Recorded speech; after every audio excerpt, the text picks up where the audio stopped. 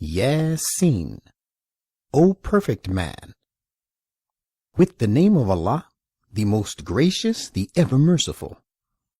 Yasin, O perfect man, Muhammad. I call to witness the perfect Quran, full of convincing proofs and wisdom, that you are indeed one of the messengers, standing on the right and straight path. This Quran is a great revelation sent by the Almighty and the ever-merciful God, so that you may warn the people who are ignorant because their forefathers have not been warned for a long time. Surely, most of them merit the sentence of our punishment, for they would not believe. Surely we have put shackles of customs and prejudices round their necks, and they are reaching right up to their chins, so that they have become stiff-necked due to their pride and false notions of superiority. And we have placed barriers of their stubbornness, rendering them unable to look forward to the bright future of Islam and rise to eminence by accepting it, in front of them, and barriers of their prejudices behind them, thus rendering them unable to look back at the doom of those who rejected the truth in the past. Thus we have kept them behind the veil, so that they cannot see, so have become totally devoid of spiritual light. And it is all the same to them whether you warn them or do not warn them. They will not believe, for they have deliberately shut their eyes and ears to the truth. You can warn only those who would follow the reminder, the Quran, and are full of reverential awe of the most gracious God in the heart of their hearts. Therefore, proclaim to them the glad tidings of protection from the evil consequences of sins and an honorable provision from us. Surely it is we alone who raise the dead to life, and we shall preserve their noble deeds, which they send forward, and their prince of virtue and knowledge, which they leave behind for others to emulate. Everything we have comprehensively preserved in a clear record, and set forth to them, for their good, a parable of a people of the town, when the messengers of God came to them. At first we sent to them 2 messengers, Moses and Jesus, but they cried lies to them. Then we strengthened our apostles with a 3rd, the Prophet Muhammad, by fulfilling in his person their prophecies about his advent. So they said, as a general message to the people, "We have been sent to you as messengers by God." They, the contemporaries of the messengers, gave a general reply, "You are only human beings like ourselves. The most gracious God has revealed nothing to you. You are simply telling lies." They said, "Our Lord knows that we have been, of course, sent to you, and our duty is only to convey the message in clear terms." They, the people of the town, said, "We augur ill from you, for we were seized with one calamity or the other after your advent. If you do not give it, your preaching, over, we will certainly excommunicate you, and a painful punishment shall befall you at our hands." They said, "Your ills are of your own making.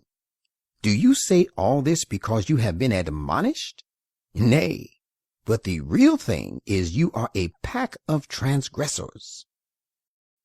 Now there came a man running from the farthest end of the town.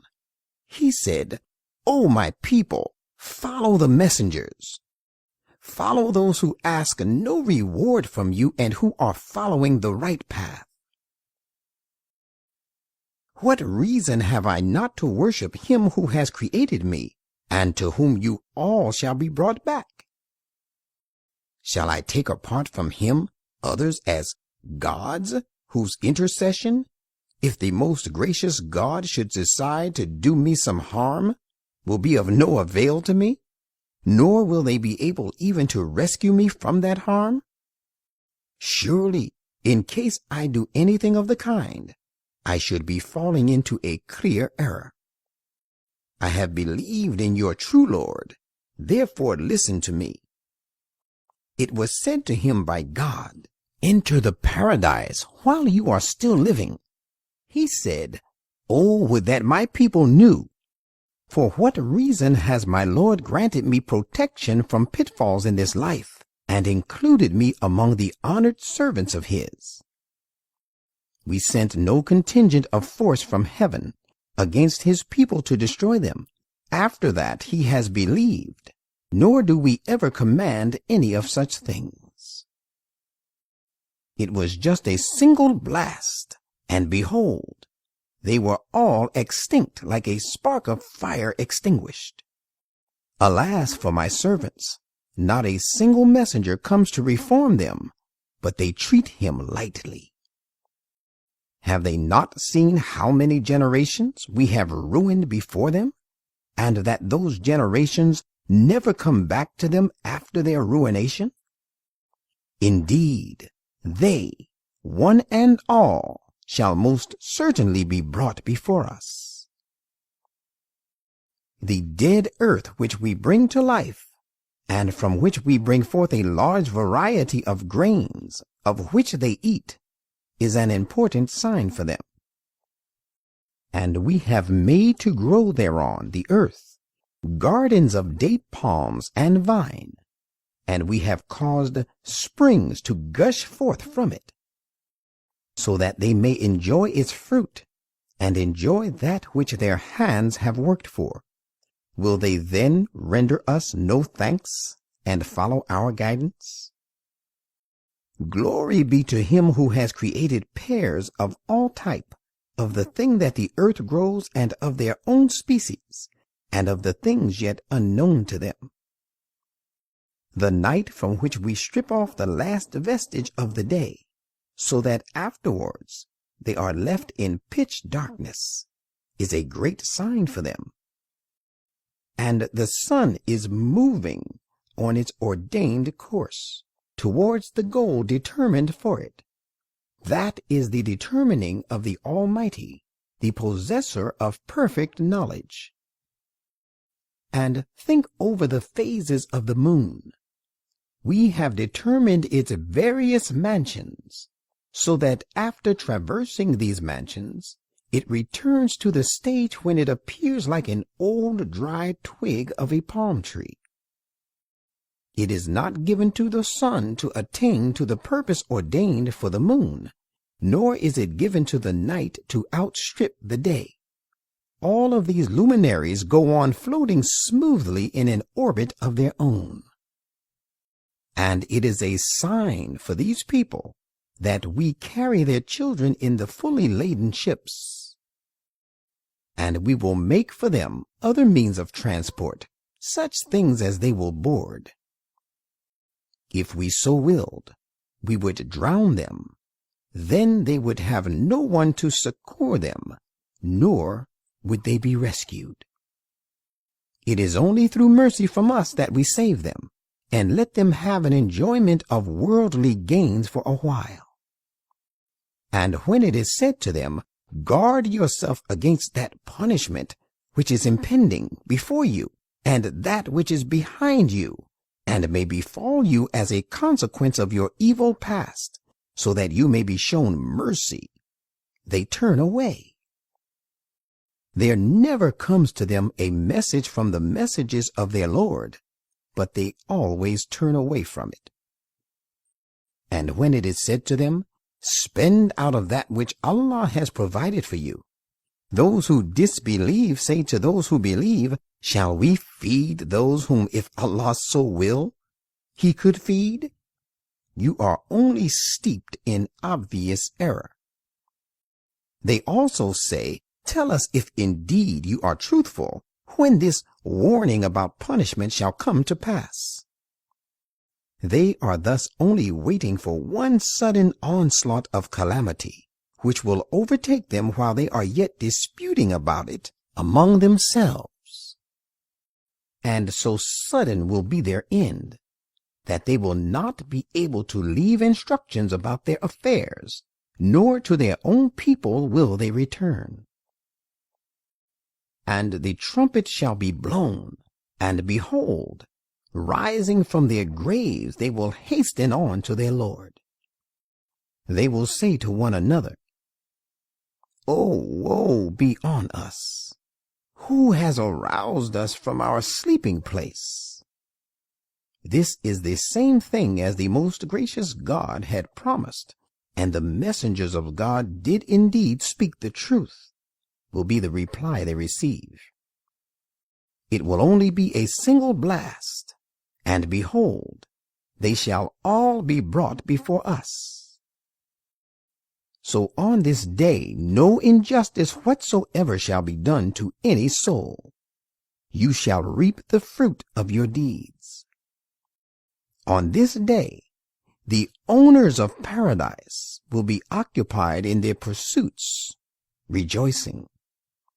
They and their companions will be in pleasant shades, reclining on raised couches. Therein they shall have fruits, and they will have all that they ask for. Peace be upon you shall be the word of greeting to them from the ever merciful Lord. And it will be said to the sinners, "O guilty ones, remain apart as distinguished from the righteous this day. O children of Adam, did I not enjoin on you never to worship Satan? For he is to you an enemy, severing your ties with me. And did I not charge you to worship me? For this is the straight and right path. Yet he, Satan, has certainly led astray a number of people from among you. Why do you not even then make use of your understanding, so as to rectify your error? This is the Gehenna you were warned against. Enter it this day because of your disbelief. On that day we shall seal the mouths of these disbelievers. Their hands will speak to us about the actions they wrought, and their feet shall bear witness to all their sinful doings. If we had so willed, we could certainly have deprived these disbelievers of their eyesight, so that they would have gone ahead on their path unseeing. But how should they find the path now in this state of their blindness?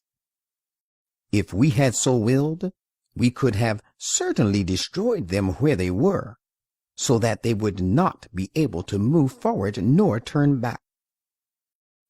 We reverse the mechanism of the person to whom we grant extraordinary long life by making the state of his constitution weak. Do they not even then make use of their understanding? We have not taught him, the Prophet Muhammad, the art of composing verses, nor does it become him to be a poet. This Quran is but a means to attain to eminence, a book that is widely read and tells the right from the wrong. It has been revealed so that he, the Prophet, may warn those who are still somewhat spiritually alive and so capable of receiving and responding to the call of truth, and that the verdict of condemnation be justified against the disbelievers. Do they not see that among the things that we have made with our power are the cattle which we have created for them, and of which they are masters now? And we have subdued these cattle for their use and benefit, so that some of them serve as their riding beast, and through others they obtain their food. They have many other uses in them. They provide them with the drinks of various kinds. Will they still give us no thanks? In spite of all this, they worship other gods apart from Allah falsely, that they may find some help through them. These false gods are not capable of helping them. On the contrary, these gods will turn out for them to be a host of rebels brought before the Almighty to receive their due punishment. And do not let their words cause you grief. Verily, we know what they conceal and what they profess, and they will be paid back in their own coins. Has not a human being seen how we have created him out of a very insignificant sperm drop? Yet behold, he is an open adversary to us. And he coins strange things about us and forgets his own creation. He says, "Who will quicken the dead bones to life when they are decayed?" Say, he who evolved them the first time will again raise them to life. He is fully conversant with all types and methods of creation. It is he who produces fire for you out of the green tree, that you kindle another fire from it. Even so, new faith is kindled when the spiritually weak come in contact with the divine reformer. Has he who has created the heavens and the earth not the power of creating other people like them? Why not? He is the supreme creator and possessor of all knowledge. Verily, his command, when he intends to evolve a thing, is only that he says to it, "Be," and it comes into being at proper time. Therefore, glory be to him in whose hand lies the perfect control of everything, and towards whom you shall be made to return.